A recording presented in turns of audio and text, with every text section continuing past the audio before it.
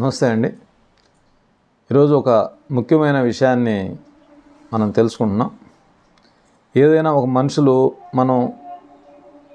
మన వాళ్ళు కానీ బయట వాళ్ళు కానీ ఎవరైనా ఒకసారిగా కుప్పకూలిపోతారు. అపస్మారక స్థితి అంటారు. అంటే ఏం తెలియదు పాపం. అంటే ఒక రకమైన కోమా స్థితి.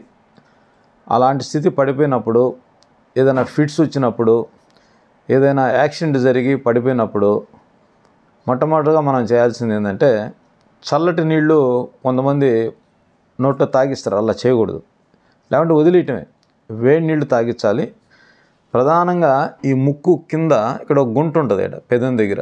ఆ గుంటని ఈ బొటన వేలుతో గట్టిగా ఒక 6-7 సార్లు, ఆ పైన 10 సార్లు వరకు మనం గట్టిగా ప్రెజర్ ఇవ్వటం వల్ల ఇది డైరెక్ట్గా బ్రెయిన్కి మెయిన్ స్విచ్ లాంటిది. టక్కన ఒక 2-3 నిమిషాలకి లేసేస్తే పరిస్థితి. కళ్ళు ఇట్ట అంటారు, కొంచెం కళ్ళు ఇట్టని మనం లేయటం జరుగుతుంది. అదేవిధంగా మనకు దగ్గరలో మన ఇంట్లో ఉండి లేదా దగ్గరలో ఉంటే మీకు ఏదైనా తేనె లాంటిది దొరికినా నాలుగు కింద ఒక 3-4 డ్రాప్లు వేస్తే మళ్ళీ ఇమ్మీడియట్గా వాళ్ళు మళ్ళీ కోలుకుంటారు. ఇది ఫిట్స్ వచ్చిన వాళ్ళు చేయొచ్చు. అపస్మార స్థితి ఏదో మామూలుగా నీరసం వచ్చేదైనా వచ్చిన వాళ్ళు కూడా ఈ రెండు మనం చేయటం వల్ల వాళ్ళకి మొదట మనకి వాళ్ళని మనం కాపాడవచ్చు.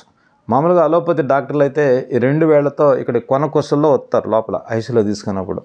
దీనికన్నా ఇది హెవీ పాయింట్, ఫాస్ట్గా మనకి రిజల్ట్ ఉంటుంది. ఎందుకంటే మేము పంచర్ చేసేటప్పుడు ఒక్కోసారి ఆ నొప్పికి కొంతమంది ఏంటంటే గట్టిగా ప్రెజర్ ఇవ్వటం వల్ల బ్రెయిన్ ఆ న్యూరాన్స్ కొద్దిగా గ్యాప్ వస్తుంది. గ్యాప్ వచ్చినప్పుడు అపస్మారక స్థితికి వెళ్ళినప్పుడు మేము ఇమ్మీడియట్గా 2 స్పూన్లు తేనె ఈ పాయింట్ని గట్టిగా పట్టుకుంటే 1-2 నిమిషాలు లేచిన తర్వాత అడుగుతాం మేము, నాకేం తెలీదు, నాకు ఏదో అయిపోతున్నట్టు అనిపిస్తూ ఉంది, నేను అటు పడిపోయామని చెప్తారు. దాన్ని తిరిగి ఒక 2 నిమిషాల్లోనే మేము వాళ్ళని రికవర్ చేసి వాళ్ళని లేపేస్తాం. ఇది అందరికి కూడా నాకు చాలాసార్లు జరిగి ఎవడన్నా గబకం చిన్న యాక్సిడెంట్ జరిగి ఏదైనా అపస్మార స్థితిలోకి వెళ్ళిపోతుంటే గట్టిగా ఇక్కడ పోయి ప్రెజర్ ఇవ్వటం, దొరికితే వేడి నీళ్ళు నోట్లో పోయటం. మన దగ్గర తేనె అయితే ఉండదు కదా, ఉంటే తేనె నాలుగు కింద పోస్తే వాళ్ళు మనం పూర్తిగా రికవర్ చేసినట్టు. దీన్ని మీరు మన అందరికి కూడా ఉపయోగించుకోవచ్చు. నమస్కారం.